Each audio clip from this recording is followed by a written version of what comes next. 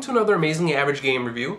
My name is Anthony, and the game I'm going to be reviewing today is Dragon Age Origins. It is developed by Bioware and published by EA Games, and it's a fantasy-based RPG that takes place in the world of Thedas, primarily in the land of Ferelden.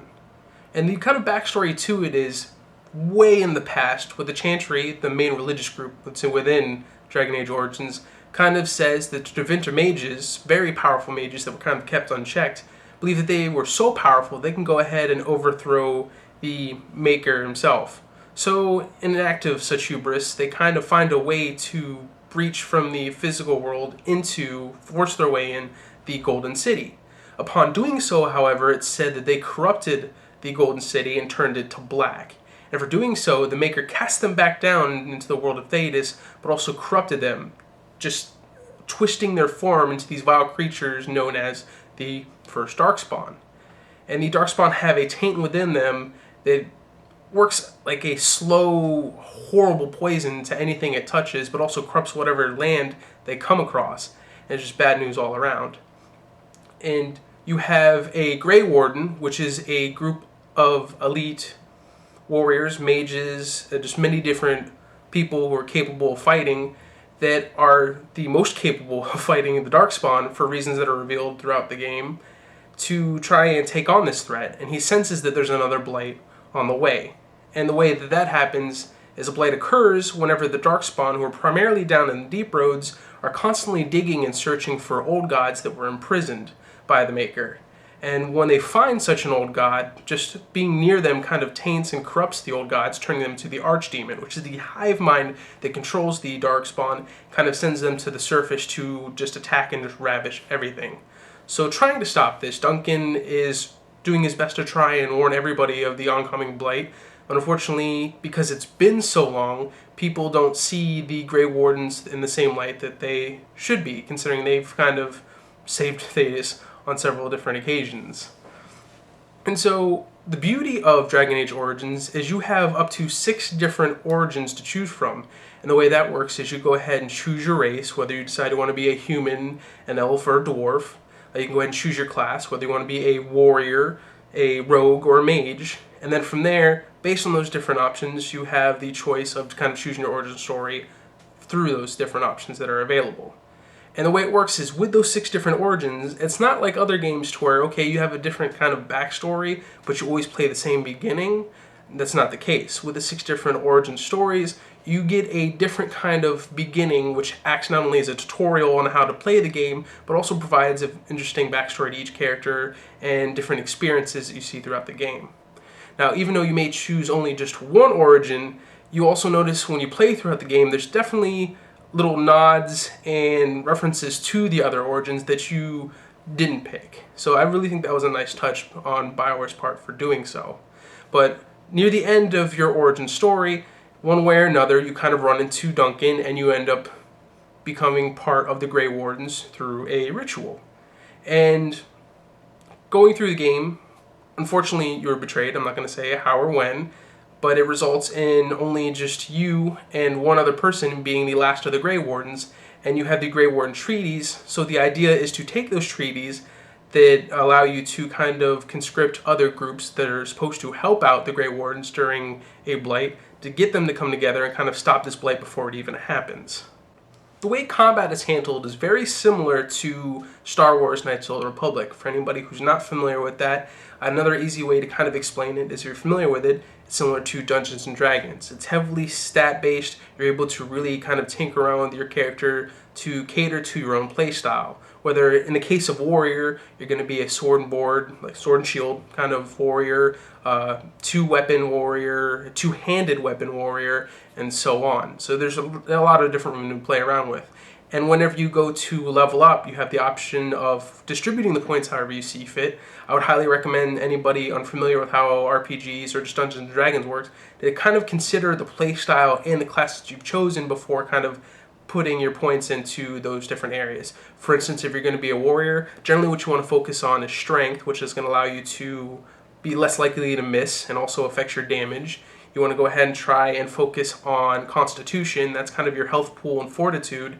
And then you also want to focus on your willpower, which gives you stamina to use a lot of your different abilities. As a rogue, for instance, you really won't want to focus too much on constitution. You really want to try and think of where you're going to be going and how you want to distribute those stats. Otherwise, it can make the game a little bit more difficult for you. So unless you want a challenge, or maybe there's a specific build you're going for, definitely consider that. And the way it's handled is it works in one of two ways.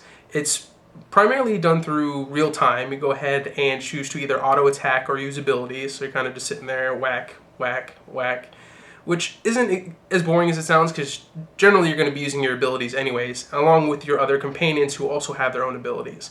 And the beauty of that is, besides the real-time combat, you can kind of pause for a more tactical approach where it freezes time, and you can go between not only yourself but your different companions and usher out different orders to use certain special abilities and so on, and then go straight back in normal combat to where you kind of see that unfold.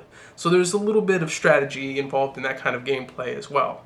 And the beauty of it is there's different combinations during combat. For instance, if you have a mage, they can go ahead and freeze an opponent, and then as a warrior, if you're quick enough and you succeed on the check, you can go ahead and do like a shield bash and they shatter. Or you can go ahead and set, for instance, a grease trap if you have that skill, and then you can have a mage light that grease trap on fire, causing a huge blaze. So there's a lot of teamwork involved in that respect as well. As I mentioned, you have the ability to pick certain abilities as you level up, and the skills are more along the lines of professions, like the ability to use diplomacy, trap making, poison making, being able to survive a little bit easier, herbalism to make different potions that you might need or your party members might need, and so on.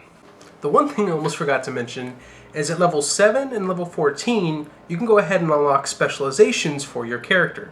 The way specializations work, they give you a one-time bonus to your attributes, and they unlock an additional tree of different talents for abilities, both passive, active, or sustained, that you can kind of use for your character. It also kind of, for people like me, adds to the lore. For instance, as a warrior, you have the choice of choosing either a berserker, a templar, a champion, or a reaver. So for the sake of the character I built, which was a human, noble, sword and board fighter, I thought maybe it made more sense for him to be kind of like a Templar in some of his abilities, as well as a champion. And like I said, it gives you those bonuses. It allows you to kind of further customize your character, not only on the battlefield, but also even for story-wise. And the way you get those specializations, besides unlocking them at 714, to actually get them as a choice, they can be obtained in a few different ways. Previously mentioned, when you speak to different characters, for instance like Ogren, who is a berserker, or even Alistair, who happens to be a Templar, you can go ahead and, upon becoming good enough friends with them, learning enough about them, they can offer to teach you that specialization. Otherwise, you can go ahead and find tomes, or even through different events, which you can basically find by exploring, you can get the ability to unlock those other specializations as well through those actions.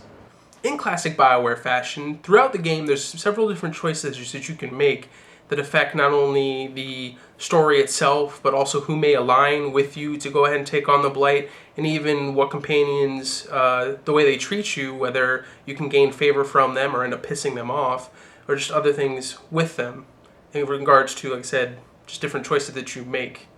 And even with companions, you have different dialogue choices, different actions that you have by having them in the party, or even just gifts that can go ahead and be used to either gain favor or end up pissing them off. And by gaining enough favor, not only do they get stat bonuses, but you can go ahead and unlock side missions with said companion. You can get a lot of interesting lore from the story from them. And I think I already said stat bonuses, so I'm kind of repeating myself at that point. But on the flip side, if you piss them off enough, you can get to a point to where you can go ahead, they'll either leave the party on their own, you can tell them to leave if you don't even like having them around. You may not even get the chance to recruit them if you don't run into them, or based on your actions alone, you can piss them off to the point that they will flat out attack you and you're going to have to be forced to kill them. So it's interesting to see a game kind of have that kind of effect in regards to how you make different choices and what you do throughout the game, how that can actually play out. The dialogue is broken down into several different pieces which kind of lead down different dialogue trees. So you really want to kind of think before you make certain choices, because you can go either based on what you're trying to say to the person, gather more information, or if you say a certain thing, it may end the conversation altogether. It may, again, just like your companions, piss them off to where you'll provoke an attack, or you may even be able to persuade or intimidate and get yourself out of combat altogether based on the different dialogue options, which is a lot of fun and ends up being many different situations you kind of run into even through multiple playthroughs based on just the dialogue choices you choose on its own. And that's part of what makes this game so great. It's because not only based on the choices that you make throughout the game, but also through the different origin stories and so on, there is a really vast amount of replayability that you generally don't see in a lot of games in general, sometimes in RPGs depending on it. And it's the beauty of it is you kind of create a story that is your own. And even to this day, there's different people that have different visions of who their warden was and what they've done and everything that's got them to that point. And it's great to trade stories, and that's something that's awesome that certain games such as Dragon Age can actually allow their players to do. The graphics of the game are not the best. It does seem a little bit dated, and when you kind of look at the character designs, I'm not even going to get started on their teeth. I guess maybe they're kind of going for a more realistic approach considering it's more like medieval times, so bad teeth is to be expected.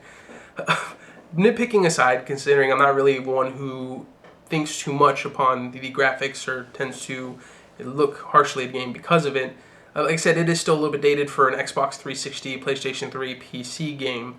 The environments, however, are still very beautiful. There's a lot of different locations you kind of go through. At one point, you even take a trip through the Fade, which is supposed to be a dreamlike world that where you go to when you dream that's filled with several different demons, and it's just a really crazy place to be. So it does really well in that regards. The character designs, like I said, they could have used a little bit of work, but it's not too big of a deal. Now, what I love about this game, as I mentioned before, is I am a huge sucker for the ability to go ahead and create your own character, create your own story, make your own choices. It's the one thing that Bioware really excels at, and the one thing that I really enjoy about them as a company. And there's just a whole lot of replayability because of it, so you're really getting a lot of value for the game that you've purchased, which is what makes Dragon Age Origins so great.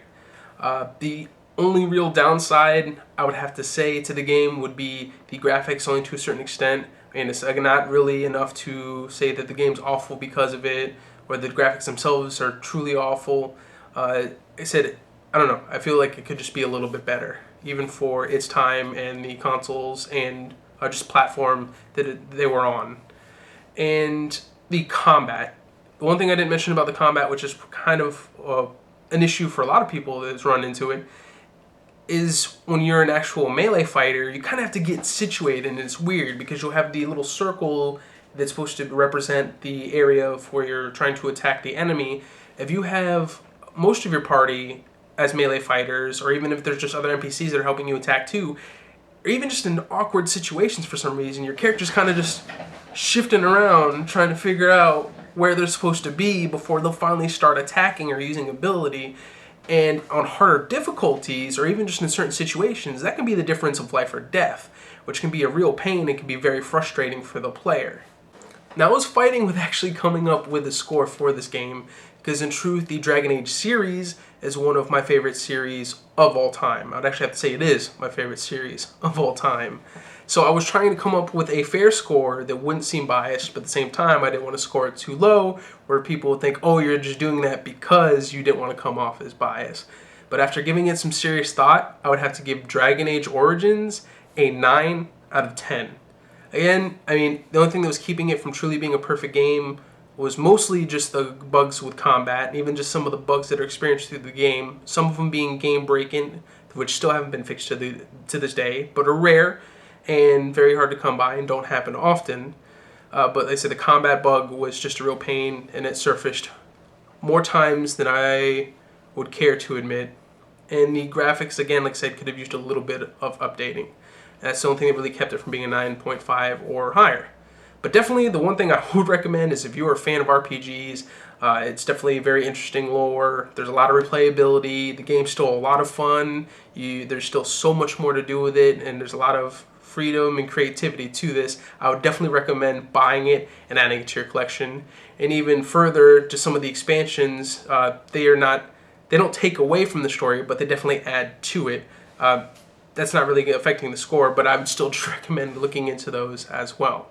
So I hope you found this review helpful and that you enjoyed the information that I provided. And Thanks for watching. Until next time.